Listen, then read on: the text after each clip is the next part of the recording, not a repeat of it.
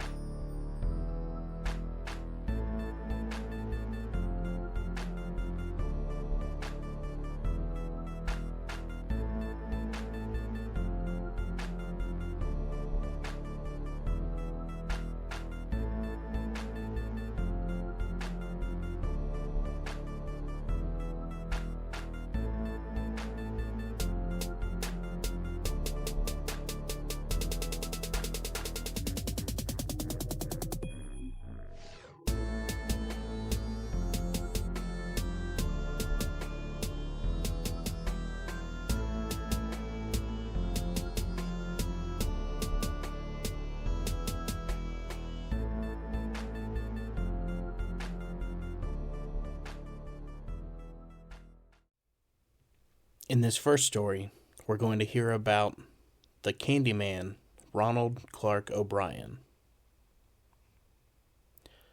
Ronald O'Brien, nicknamed the Candyman and the man who killed Halloween, was convicted of killing his 8-year-old son Timothy on Halloween 1974 with a potassium cyanide-laced pixie stick that he claimed was collected during a trick-or-treat outing. O'Brien poisoned his son in order to claim life insurance money to ease his own financial troubles, as he was $100,000 in debt. He also distributed poison candy to his daughter and 3 other children in an attempt to try to cover up his crime. However, thankfully, neither his daughter nor the other children ate the poison candy. He was convicted of capital murder in June of 1975 and sentenced to death, and he was executed by lethal injection in March 1984. O'Brien lived with his wife, Diane, in Deer Park, Texas, with their son Timothy and daughter Elizabeth. O'Brien worked as an optician at the Texas State Optical in Sharpstown in Houston. He was a deacon at the Second Baptist Church, where he sang in the choir and ran a local bus program. On October 31st, 1974, he took his 2 children trick-or-treating in a Pasadena, Texas neighborhood. O'Brien's neighbor and his 2 children accompanied them. After visiting a home where the occupant failed to answer the door, the children grew impatient and ran ahead to the next home, while O'Brien stayed behind. He eventually caught up with the group and produced 5 21-inch pixie sticks, which he would later claim he was given from the occupant of the house that had not answered the door. At the end of the evening, he gave each of his neighbor's 2 children a pixie stick and 1 each to Timothy and Elizabeth. Upon returning home, O'Brien gave the 5th pixie stick to a 10-year-old boy whom he recognized from his church. Before bed, Timothy asked to eat some of the candy that he collected, and according to Ronald, he chose the pixie stick. Timothy had trouble getting the powdered candy out of the straw, so O'Brien helped him loosen the powder. After tasting the candy, Timothy complained that it tasted bitter. He then gave his son Kool-Aid to wash away the taste. Timothy immediately began to complain that his stomach hurt, and he ran to the bathroom where he began vomiting and convulsing. O'Brien would later claim that he held Timothy while he was vomiting, and the child went limp in his arms. Timothy O'Brien died en route to the hospital less than an hour after consuming the candy. Timothy's death from the poisoned Halloween candy raised fear in the community. Numerous parents in Deer Park and the surrounding area turned in candy their children got from trick-or-treating to the police, fearing that it was also laced with poison. The police did not initially suspect O'Brien of any wrongdoing until Timothy's autopsy revealed that the pixie stick he had consumed was laced with a fatal dose of potassium cyanide. 4 of the 5 pixie sticks O'Brien claimed to have received were recovered by the authorities from the other children, none of whom had consumed the candy. The parents of the 5th child became hysterical when they could not locate the candy after being notified by the police. The parents rushed upstairs to find their son asleep, holding the unconsumed candy. The boy had been unable to open the staples that sealed the wrapper shut. All 5 of the pixie sticks had been opened, with the top 2 inches refilled with cyanide powder and resealed with a staple. According to a pathologist who tested the pixie sticks, the candy consumed by Timothy contained enough cyanide to kill 2 adults, while the other 4 candies contained enough to kill 3 to 4 adults. O'Brien initially told police that he could not remember which house that he got from the pixie sticks from. The police became suspicious because O'Brien and his neighbor had only taken their children to homes on 2 streets because it had been raining. Their suspicions increased after learning that none of the homes they visited had given out pixie sticks. After walking the neighborhood with police 3 times, O'Brien led them to the home where no one had answered the door. He claimed that he went back there before catching up with the group. He said that the owner of the home did not turn the lights on, but did crack the door open and hand him 5 pixie sticks. He claimed to have only seen the man's arm, which he described as hairy. The home was owned by a man named Courtney Melvin. Melvin was an air traffic controller at William P. Hobby Airport and did not get home from work until 11 p.m. on Halloween night. The police ruled Melvin out as a suspect when over 200 people confirmed that he had been at work. As their investigation progressed, the police learned that Ronald O'Brien was over $100,000 in debt, and he had a history of being unable to hold a job. In the 10 years preceding the crime, O'Brien had held 21 jobs. At the time of his arrest, he was suspected of theft at his job at Texas State Optical and was close to being fired. His car was about to be repossessed, and he had defaulted on several bank loans, and the family home had been foreclosed on. Police discovered that O'Brien had taken out life insurance policies on his children in the months preceding Timothy's death. In January 1974, he had taken out $10,000 life insurance policies on both of his children.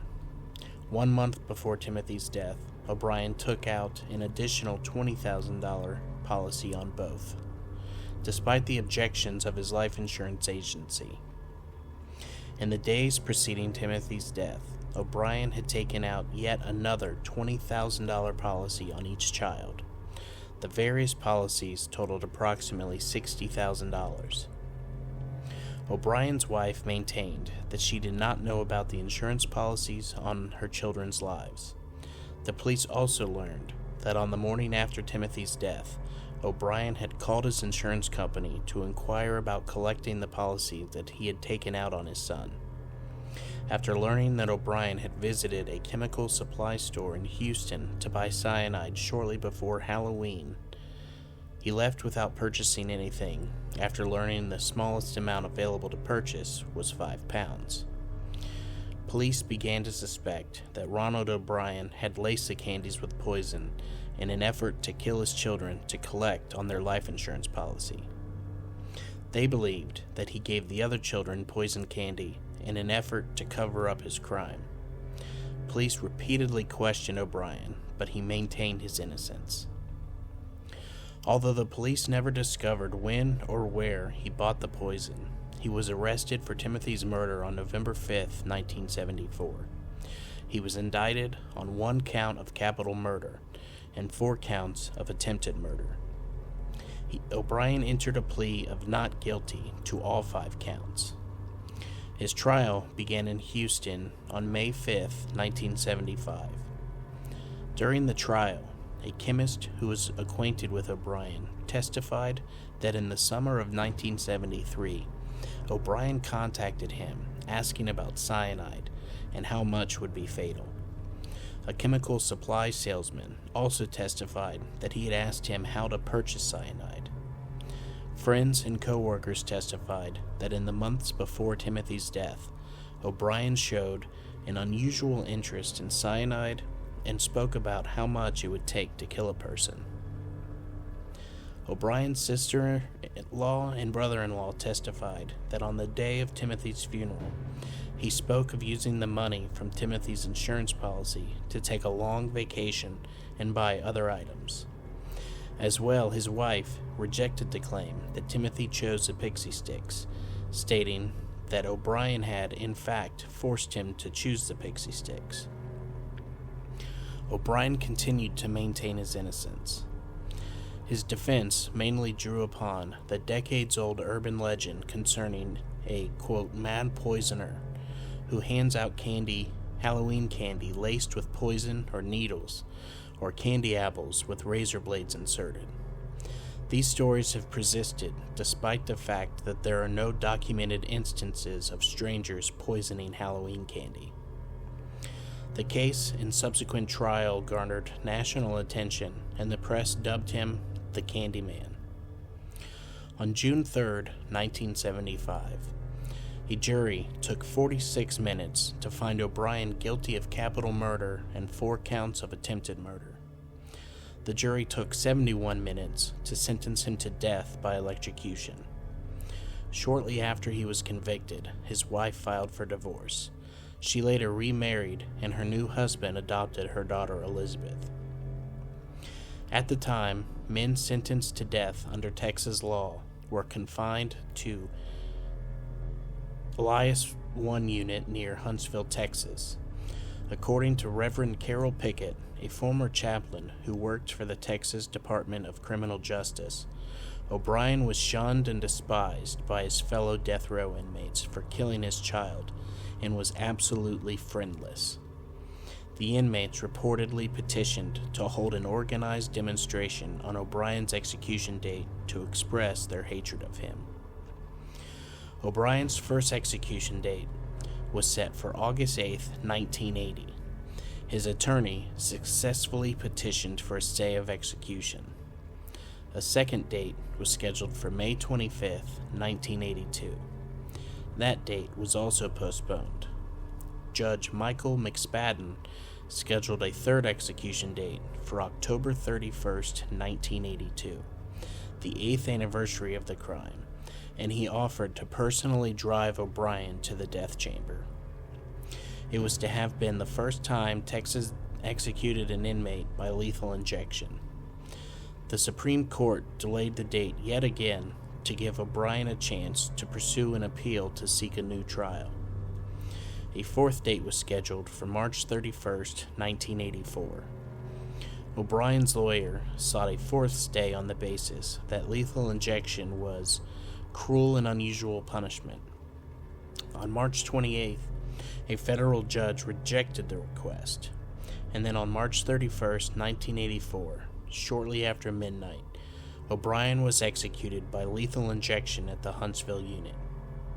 His last meal consisted of a T-bone steak, French fries and ketchup, whole kernel corn, sweet peas, lettuce and tomato salad with egg and French dressing, iced tea, sweetener, crackers, Boston cream pie, and rolls. O'Brien's last words were, "What is about to transpire in a few moments is wrong. However, we as human beings do make mistakes and errors. This execution is one of those wrongs, yet doesn't mean our whole system of justice is wrong. Therefore, I will forgive all who have taken part in any way in my death. Also, to anyone I have offended in any way during my 39 years, I pray and ask your forgiveness, just as I forgive anyone who offended me in any way. And I pray and ask God's forgiveness for all of us respectively as human beings. To my loved ones, I extend my undying love. To those close to me, know in your hearts I love you one and all. God bless you, and may God's best blessings be always yours. Ronald C. O'Brien. P.S. During my time here, I have been treated well by all TDC personnel. During the execution, a crowd of 300 demonstrators gathered outside the prison, cheered while some yelled, "Trick or treat." Others showered anti-death penalty demonstrators with candy. Ronald O'Brien was buried in the Forest Park East Cemetery in Webster, Texas. Timothy is buried in Forest Park Lawndale Cemetery in Houston.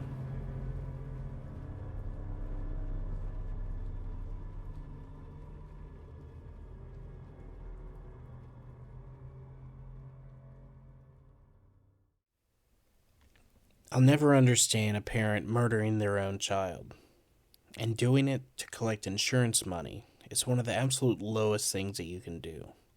And he got exactly what he deserved. People are the real monsters in the world. Now, our next story is a creepy one that I found, and it's called The Truculent Truck. We've never figured this out, and now the 3 living witnesses have to be good and drunk to discuss this whole thing. I was 7, my brother 10, my mom in her early 40s, and my grandmother was in her 60s. So we were all cognate. No one was too young or too senile to recall this mess. Yet, still no answers. My grandma lived in an isolated country road in North Carolina that was named after her family, since they were the only crazy people who lived on the land. And I do mean crazy. We have stories about relatives that start with, "Do you remember that time Uncle Bob was in the ditch with a shotgun?"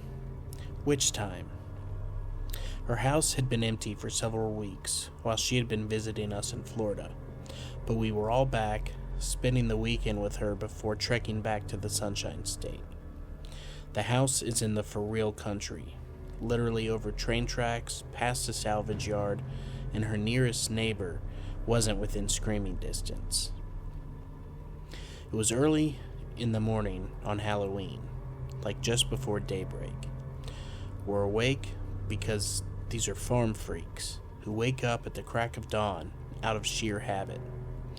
We were eating cereal when we hear someone pull up outside. Curious, we all run to the big picture window that looks out into the front yard. There's a strange truck there. No one seems to be behind the wheel, though the engine is idling. The truck was old, for one thing. It's old-timey, like maybe from the 30s. You could picture the Clampett family heading to California in this thing. It's rusted, but it was probably once painted blue. We stare at the thing, bewildered. Mom asks Grandma if she knows who that is. "Nope, not a clue," says Grandma. She runs to get the phone to call her cousin and ask him to come up. She thinks maybe it's a hired hand and he's just at the wrong farm. Just as she asks him to come on down, the phone goes dead. Well, that's unsettling. All at once, there is a loud, insistent banging on the front door. We all scream. My grandma, who is terrifyingly resourceful, huddles us all into the living room, away from a window where anyone can see us. Then, while Mom, me, and my brother tremble there on the couch, she grabs a serrated bread knife from the kitchen and cautiously approaches the front door. She peeks out of a side window, very stealthily. She turns back to us and looks confused. She shakes her head like no one is there. We all kind of breathe easier. Then every door in the house starts banging, relentlessly. I can still hear it, rhythmic and terrifying, like all the doors are about to splinter and crack. There were 2 doors in the basement beneath us, so the sound is also a reverberation at our feet. The 3 ground floor doors are shaking. We can see them trembling and jerking on their hinges from our vantage point on the couch.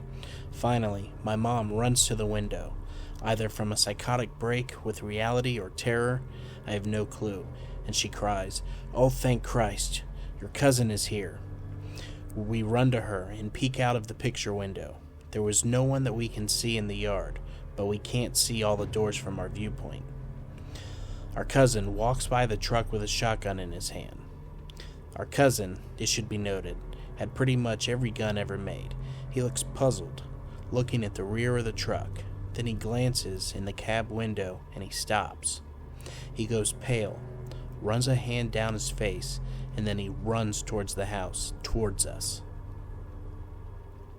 My grandmother flings open the kitchen door as she sees him coming. He shouts, "Everyone get behind the couch! Get down!" He runs past us as we bolt for the couch. Then the banging starts again. All the doors, and now we can hear the windows rattle. It's like a tornado or the end of the world. We are too scared to even scream. Our cousin flings open the front door and fires a huge shotgun once. Bang, deafening. As he does, the truck roars into life, and it sounds like a train. We scramble up. The banging stops, mercifully. Our cousin is advancing onto the lawn, gun leveled at the truck. We run behind him, wanting to be out of that shaking, quivering house and near the dude with the gun. The truck peels out, backwards, cutting across the yard and racing into a breakneck speed. Tires squeal, rubber is burned. Our cousin fires again, and we all cower behind him. He blows out the back window with the sound of 1,000 plates smashing into linoleum, but the truck never even hiccups. It just roars down the road. No tags, not even a vanity plate on the back. There was no one behind the wheel of that thing. We all had a clear view. Everyone agreed. Not a driver in the cab. Not anything else we could see. Anyhow, the police were called. Our cousin had to go home to his house to call. This was pre-cell phone era. The phone line had been cut. There was not a single boot print in the entire yard except for our cousin's, from where he'd run into and out of the house. Our cousin reported that there had been no plate, but when he looked into the cab, it looked like something from a horror movie. He said there were all kinds of weird restraints, handcuffs, C-clamps, nylon straps, and he said the floorboards looked covered in what smelled like blood to him. Our cousin was famous for his keen sense of smell, and the window was down, so it's possible. Our cousin said that he thought he saw a blur of something out of the picture window and ran to fire the first shot, but he missed, because once he stood there, nothing or no one was on the lawn or in the truck. Then it shot backwards out of the yard and out of our lives, leaving no answers, just a deep sense of uneasy every time we'd visit. Grandma and our cousin have passed. Deeply religious people, they stuck by their unchanging versions of the story until they died. My brother, mother, and I have never been able to figure it out. Neither did the cops. I think it should be noted, we don't know how all the windows and doors were banging, and we don't know why we never saw a soul anywhere, or how they could get around the sides of the house without leaving a trace in the damp earth.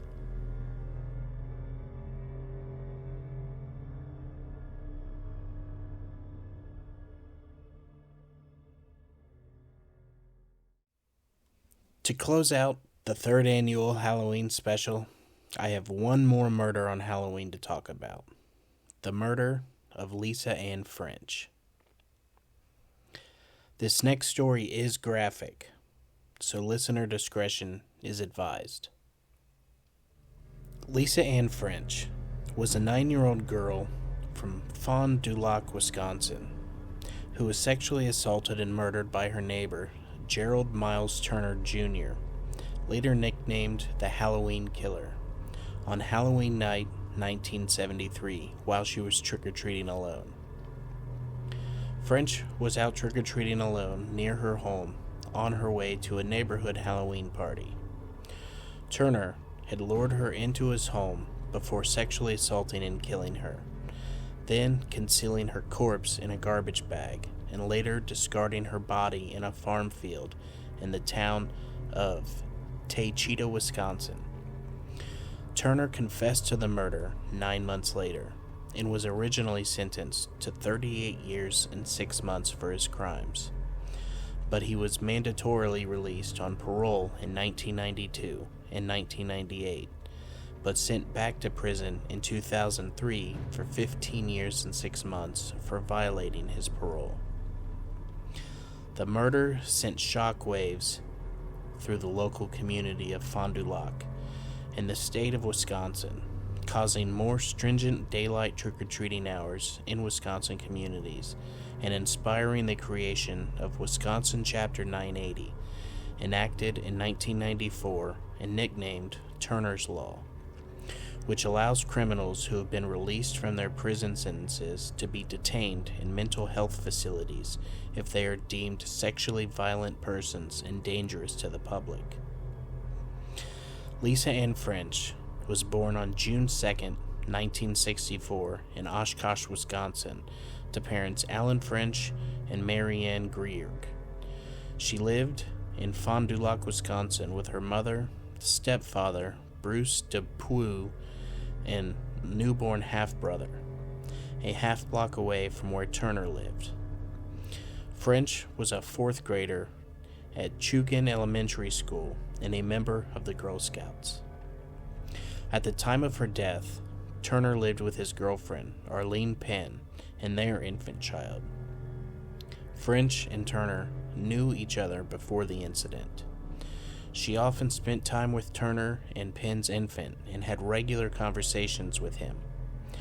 Turner had previously shared a rented side of a duplex with French's family. Prior to the murder, Turner had not been convicted for any major sex offenses. He had previously sexually molested a 15-year-old babysitter, but was never accused before the murder of French. French left her home at around 5:45 p.m., dressed as a hobo, wearing a black felt hat, a green parka, jeans with blue masking tape, and dotted freckles on her cheeks. French originally intended to be accompanied by a friend, Ann Parker, on her way to an outdoor Halloween party at Pumpkin Place on East Bank Street. Parker, however, had been grounded, so she had to stay home, leaving French to trick-or-treat by herself. It was reported that French stopped for candy at a classmate's house and the house of one of her teachers, Karen Buchnecht, before she made her way to Turner's residence. According to Turner's confession, French rang his doorbell, said, "Trick or treat," and walked through his open doorway with her candy bag open as Turner came to the door. Turner and French began to talk about candy, and at some point, Turner lured her into his bedroom, where he sexually assaulted and murdered her. Turner said that after the assault, French wasn't breathing. He attempted to revive her, but was interrupted when Arlene arrived home. Penn, who had been at the party French was supposed to attend, said that she arrived at her home around 7 p.m. Turner was wearing a bathrobe and claimed multiple times that he was sick. Penn said that Turner made several trips to the bedroom to lie down. In Turner's confession, he said that French's body was, at the time, in the adjacent bathroom. After Arlene left the residence at around 8 p.m. to visit her mother, Turner stuffed French's body and clothes into separate bags and drove her body to Taycheedah, Wisconsin, where he discarded her corpse in a farm field off Macabre Road. In an effort to avoid leaving evidence of fingerprints on her body or on the crime scene, Turner wore socks on his hands when moving the body. He also wiped down French's shoes in the zipper of her parka. French's mother, Mary Ann Greerg, started to grow worried about her daughter's whereabouts when she did not return home for her 7 p.m. curfew. By 10 p.m., a search party had formed and begun looking for the young girl. After a 4-day county-wide extensive search for the missing girl, which included over 5,000 volunteers, 700 block parents, auxiliary police officers, the United States National Guard, and some of her fellow Girl Scouts, A farmer named Gerald Braun was returning home on his tractor in Taycheedah on November 3, 1973, at 11:30 a.m. when he discovered two brown plastic bags behind a barbed wire fence near a forest on McCabe Road, one containing French's naked corpse, the other containing the clothing from her Halloween costume. An autopsy performed on French's body had revealed that French had died from asphyxiation through a pathologist had also stated that she had died from circulatory shock from the sexual trauma that she endured. French's funeral was held on November 6, 1973, at Emmanuel Trinity Lutheran Church in Fond du Lac. On November 8, 1973, the Chamber of Commerce had posted a $10,000 reward for the capture of Lisa Ann French's killer. Turner was made a suspect of the murder early in the investigation by Fond du Lac law enforcement, but it took 9 months of questioning and testing until he confessed 9 months later on August 8, 1974, to the rape and murder of the young girl.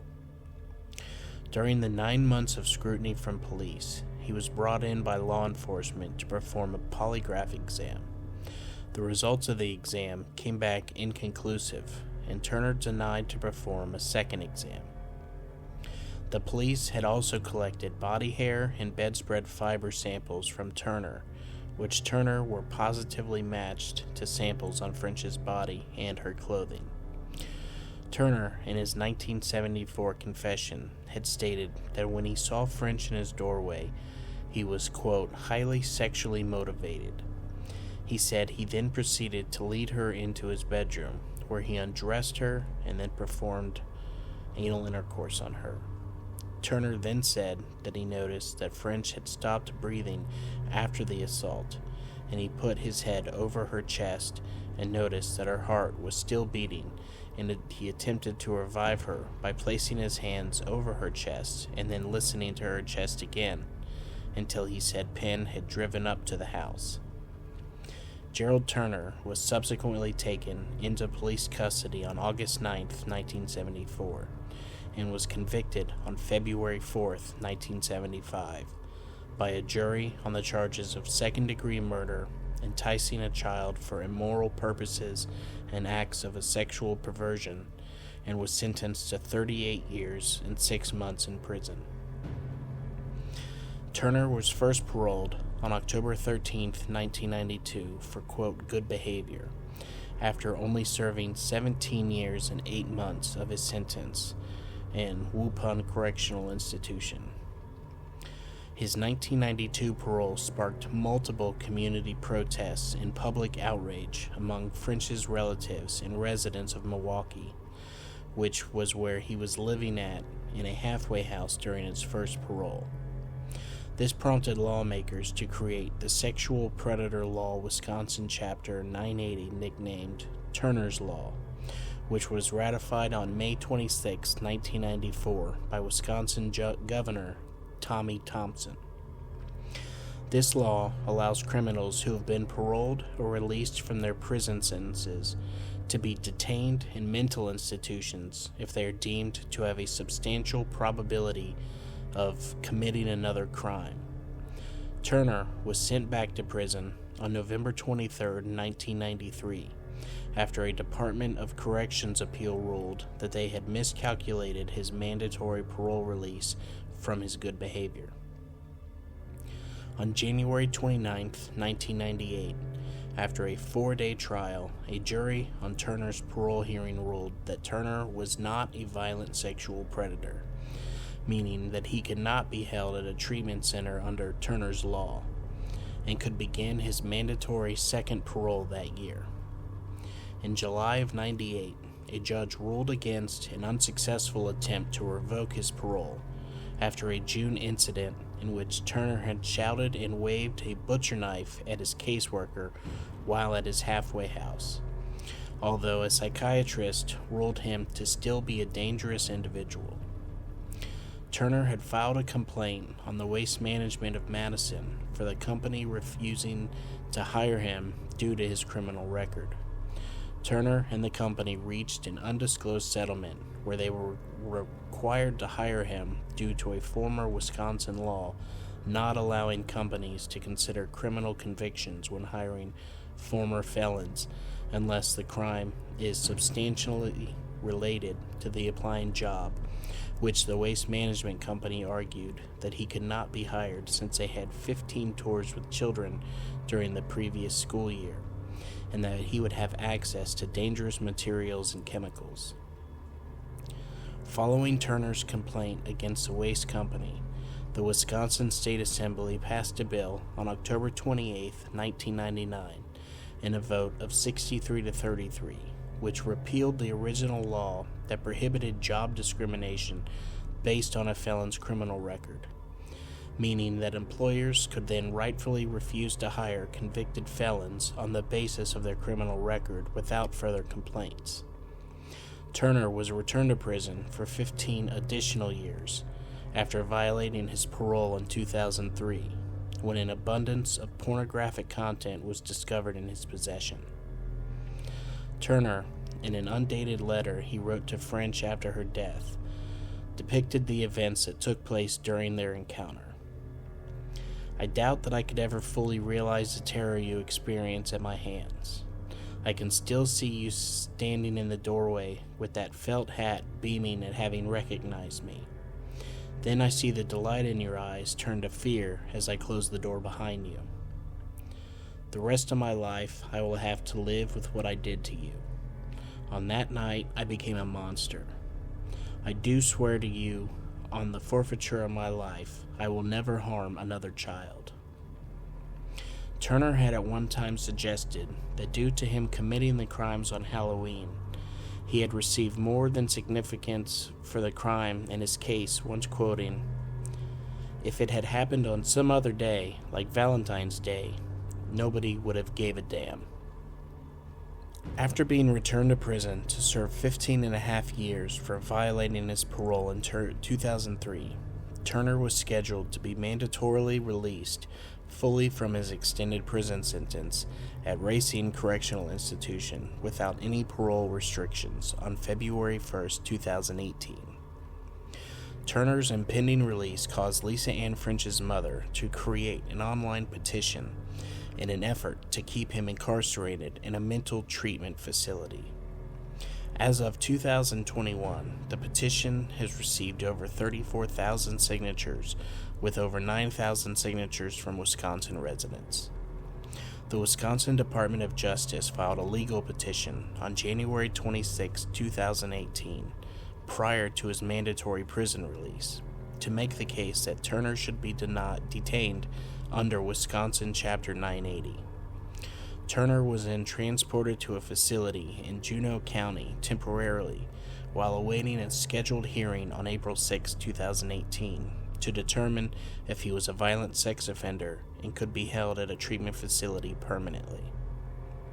The scheduled April 6 hearing was postponed following Circuit Court Judge Robert Wirtz ordering a transfer of the proceedings from its original setting of Fond du Lac County to Dane County, Wisconsin. This move was a result of Turner's defense attorney persuading Wirtz to move the hearing by arguing that Turner had lived in a Madison halfway home during his second parole before he was sent back to prison. Wisconsin's Department of Justice then proceeded to appeal the circuit judge's decision to move the case to Dane County, as the Department of Justice argued that the hearing should take place where the crime occurred.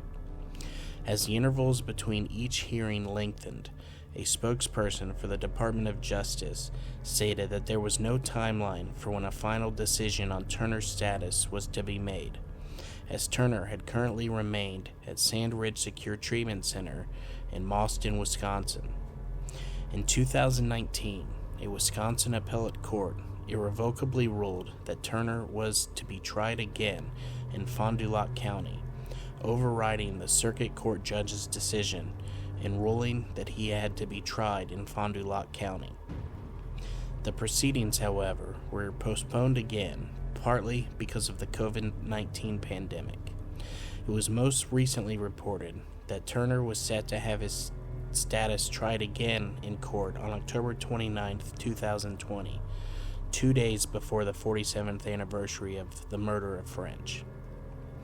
On February 23, 2022, Judge Paul Sinzi ultimately denied Turner's release, ruling to condemn Turner to residency at a high-security mental health facility.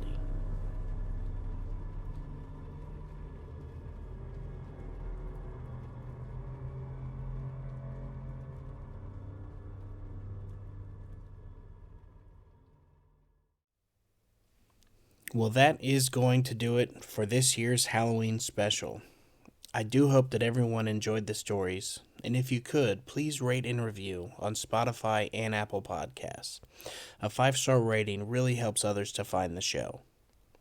Don't forget to join us on Facebook, follow us on Instagram, and subscribe on YouTube. I'm still trying to get to 500 subscribers to get that exclusive bonus episode, so if you haven't already, please subscribe. If you do enjoy the show, please consider subscribing on Patreon, with monthly bonus episodes being available from the $5 tier. Once again, thank you all for listening. Have a happy and safe Halloween, and make sure to keep those doors and windows locked, and stay ready for Ohio Unsolved.